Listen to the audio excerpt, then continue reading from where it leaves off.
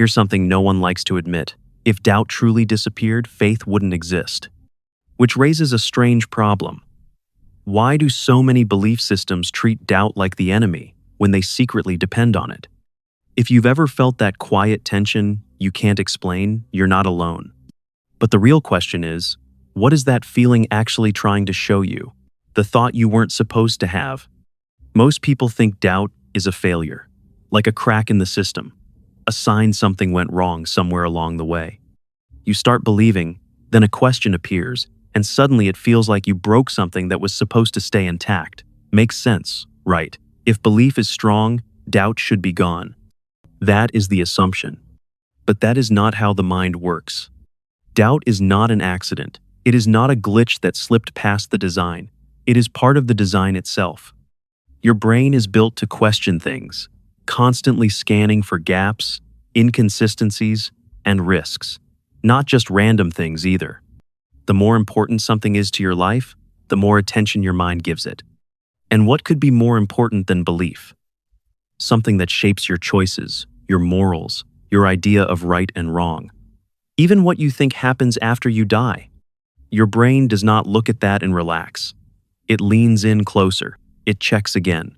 Then again. Think about it in simple terms. You double-check the door lock before going to sleep. Not because you doubt every lock in the world, but because this one matters. Now take that instinct and apply it to something much bigger than a door. Something that defines your entire worldview. That quiet doubt you feel from time to time is not weakness. It is not a sign you are failing. It is your mind doing quality control on the most important structure in your life. It is asking, very calmly, is this solid enough to stand on? And here is where things start to feel uncomfortable. Religion does not remove that system. It cannot. The questioning part of your mind does not switch off just because you decide to believe. So instead of eliminating doubt, something else has to happen. It has to be managed, redirected, sometimes even hidden. And that raises a question most people avoid asking. If doubt is built into you from the start, what does it mean when a belief system tells you it should not be there at all? Certainty feels good, but it's not natural. People do not just believe, they want to believe. There is a difference, and it matters more than most realize. Belief answers questions, but certainty removes the need to ask them at all. And that feeling is powerful. It is clean, simple, stable. No second guessing, no mental noise, no late-night spirals that keep you staring at the ceiling. Just answers. It feels like finally getting the instruction manual for life after years of guessing your way through it. Like assembling a piece of furniture and realizing, for once, all the screws are going exactly where they should. No leftover parts, no wobbling table, no quiet suspicion you did something wrong. Everything fits. Feels good, right? But here is the problem. The human brain is not designed for permanent certainty. It is designed for survival. And survival depends on staying alert, questioning, adjusting. A brain that never questions anything is not peaceful. It is vulnerable. Think about it. If our ancestors simply accepted everything as safe and true, they would not last long. The brain learned to scan for threats, for inconsistencies, for things that do not quite add up. That system never turned off. It just became more subtle. Now place that same brain inside a belief system that promises certainty. You get tension. Not always loud, not always obvious, but there. Because one part of the mind wants stability, while another part keeps asking quiet questions. That is why even deeply religious people have moments where something does not sit right. It might be a verse that feels harsh, a rule that seems outdated, or a contradiction that does not fully resolve. Nothing dramatic, just a small pause, a slight discomfort. They do not always say it out loud. In fact, most do not. It is often brushed aside, explained away, or simply ignored. Not because the question disappeared, but because it is easier to move past it than to follow it all the way through. So doubt does not vanish in the presence of certainty. It gets managed, softened, pushed into the background. And that leads to something worth paying attention to. If certainty feels so natural, why does it require so much effort to maintain it? Doubt doesn't die, it gets redirected. Here is what actually happens, and it is more subtle than most people realize. Doubt does not vanish. It does not dissolve or fade away with stronger belief. It shifts direction. Quietly. Almost invisibly. Instead of questioning the belief itself, people begin to question themselves. You have probably heard the thoughts before, maybe even in your own head. Maybe I do not understand it properly. Maybe I am missing something obvious. Maybe my faith is not strong enough. Maybe I am the problem. Sound familiar? Notice what just happened there. The original question was pointing outward, toward the belief. Now it has been turned inward, toward the person. The spotlight moved, but the tension stayed. This is not random. It is a very efficient psychological move, because it allows the belief system to remain untouched while still giving doubt a place to exist. The system stays stable, and the discomfort gets absorbed by the individual. On the surface, it even looks like humility. Questioning yourself can feel responsible, even virtuous. It sounds like growth. Like you are trying to improve, to understand more deeply, to become better. But underneath that, something else is happening. The original question never got answered. It just got redirected. And that comes with a cost. Because now the tension is no longer about ideas or truth. It becomes personal. It becomes about your worth, your intelligence, your ability to believe correctly. Instead of asking, "Is this true?" you start asking, "What is wrong with me?" That is a much heavier question to carry. One question invites exploration, the other invites self-doubt in a much deeper sense. And here is the strange part. The more someone tries to silence doubt by turning it inward, the stronger that internal pressure becomes. Because you are no longer just managing a question, you are managing your identity. So, the doubt does not go away. It just changes shape, and once it becomes personal, it is much harder to face directly. Which raises an uncomfortable question. If doubt has to be redirected just to keep belief stable, what does that say about the belief itself? The fear behind the question. Let's be honest for a second. Doubt is not just intellectual, it is emotional, and that changes everything. Because questioning belief is not like questioning a random fact. It is not like wondering if you remembered to turn off the stove. It reaches deeper than that. When you question belief, you are touching something tied to your identity, your community, your sense of safety, even your idea of what happens after death. That is not a small thing. It is closer to pulling a single thread on a sweater and suddenly realizing the whole thing might come apart. And nobody wants to stand there in the cold, holding loose yarn, wondering what just happened. So the reaction is not calm curiosity, it is tension, sometimes fear, even if it is quiet and hard to name. Because the question is not just about truth anymore. It becomes about what happens to your world if that question leads somewhere uncomfortable. Think about what is at stake. Your relationships, your belonging, the structure that helped you make sense of life. Even the idea that everything will be okay in the end. When doubt touches those areas, it stops feeling like a simple thought. It feels like a risk. So what do people do?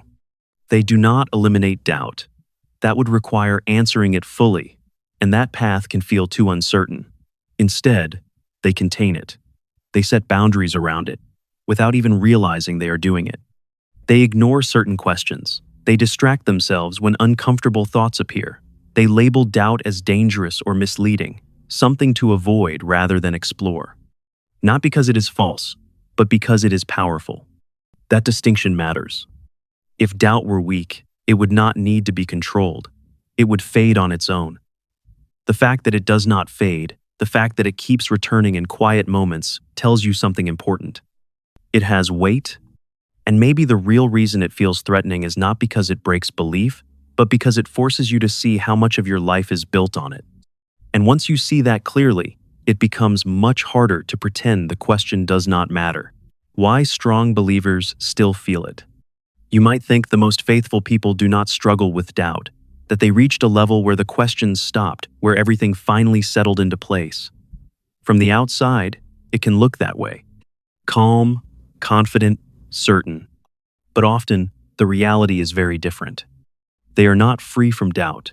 In many cases, they are managing it more carefully than anyone else. Not because they are pretending or being dishonest, but because they understand exactly what is at stake. When your entire worldview depends on something being true, even a small crack matters, not just intellectually, but personally. It is not about being right in a debate. It is about whether the foundation of your life holds up under pressure. That changes how you respond to doubt. It becomes something you monitor closely, something you keep contained, not ignored completely, but not allowed to spread either. Like hearing a strange noise in your car engine, you notice it. You know it is there, but instead of pulling over immediately, you turn up the radio and keep driving. Not because you do not care, but because stopping would mean facing something you are not ready to deal with. And deep down, you know that noise means something needs attention. Here is where the irony comes in. The more someone invests in their belief, the more they build their identity, relationships, and sense of meaning around it, the more sensitive they become to even the smallest doubt. Not less, more. Because there is more to protect. A casual belief can be questioned without much consequence, but a belief that shapes your entire life cannot be challenged so easily. The cost feels too high, so the system becomes more guarded. That is why strong believers do not have less doubt. They have more at stake when it appears. And instead of disappearing, doubt becomes something they learn to manage with precision, carefully, quietly, often without ever speaking it out loud. Which leads to a deeper question. If the strength of belief increases the need to control doubt, is it really removing uncertainty or just becoming better at containing it? The system needs doubt to exist. Now this is where it flips, and most people never stop to notice it. Doubt is not just tolerated in religion, it is necessary. That sounds wrong at first, almost backwards, because doubt is usually framed as the threat, the thing that weakens belief, the thing you are supposed to overcome. But look closer, and something strange appears. Belief only has meaning if there is uncertainty. If something were 100% provable, measurable, undeniable, it would not require faith. It would simply be accepted as fact. No tension, no choice, no leap, just recognition. Nobody praises you for believing in gravity. You do not wake up in the morning and say, "Today I will have strong faith in gravity." You just do not jump off buildings. The question never even enters your mind, because there is nothing to question. Faith does not work like that. Faith exists in a space where certainty is incomplete, where evidence is not final, where questions still have room to exist. That space is not a flaw in the system. It is the system, which means doubt is not standing outside belief, trying to break in. It is already inside, shaping the conditions that make belief possible. Think about it. If there were no doubt at all, belief would not feel like belief. It would feel like observation, like accepting the color of the sky or the fact that water is wet. There would be no commitment, no trust, no meaning attached to the act of believing. Doubt creates the gap, and faith steps into it. That is what gives belief its weight, not the absence of questions, but the decision to continue despite them. That is what people admire when they talk about strong faith. Not certainty, but persistence in the presence of uncertainty. So doubt is not the enemy, it is the environment. Without it, faith would have nothing to stand on. No tension, no choice, no significance, just passive acceptance. And that leads to a question most people never ask. If doubt is required for faith to exist, why is it treated like something that should disappear? The quiet agreement everyone makes. Most people eventually reach an unspoken deal, not with others, not with some authority figure, but with themselves. It is quiet, almost invisible, and it usually happens without a formal decision. The deal sounds something like this: I will not dig too deep as long as things keep working. It is not dramatic, it is practical. Life moves on, bills need to be paid, families need attention. There are responsibilities that do not pause just because you are having a philosophical crisis. You cannot sit down every Tuesday afternoon and unravel the meaning of existence while the laundry piles up and the phone keeps ringing. So something has to give. And what gives is not belief, it is curiosity.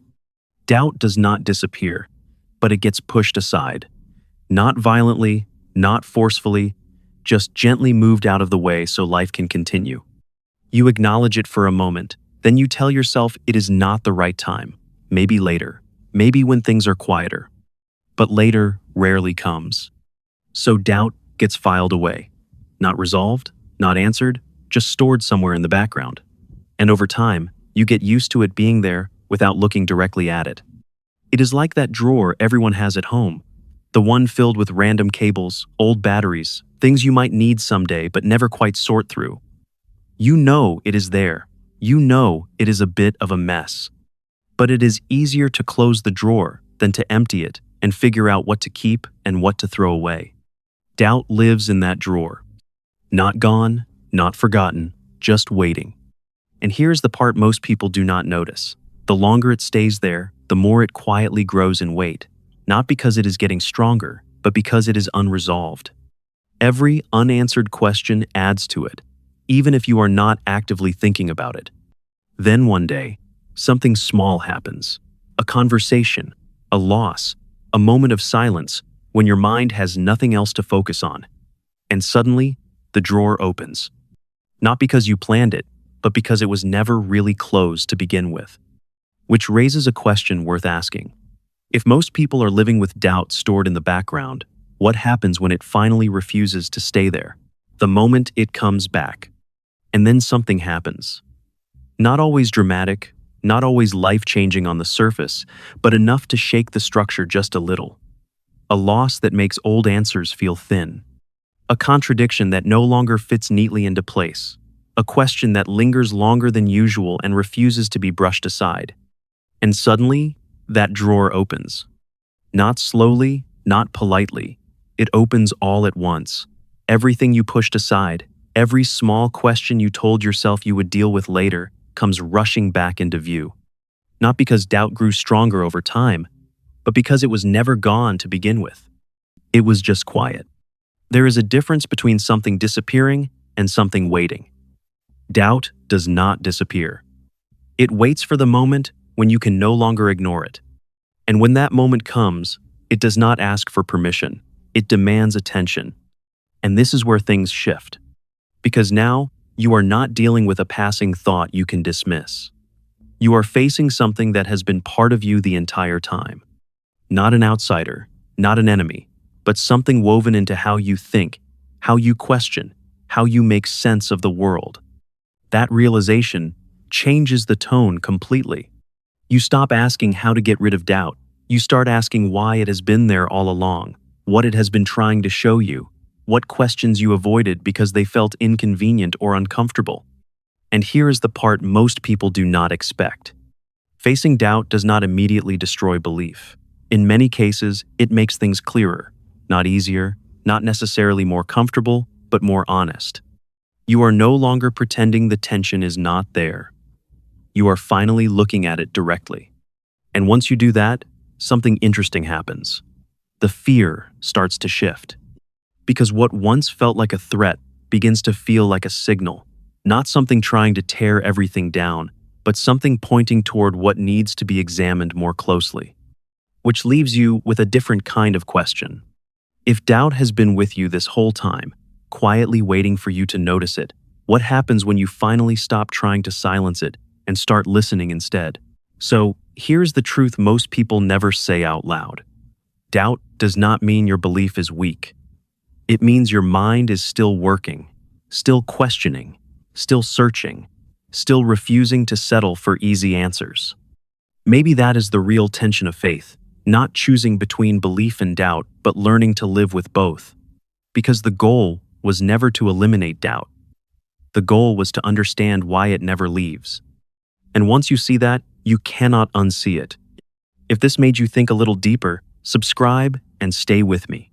There is a lot more beneath the surface, and we are just getting started.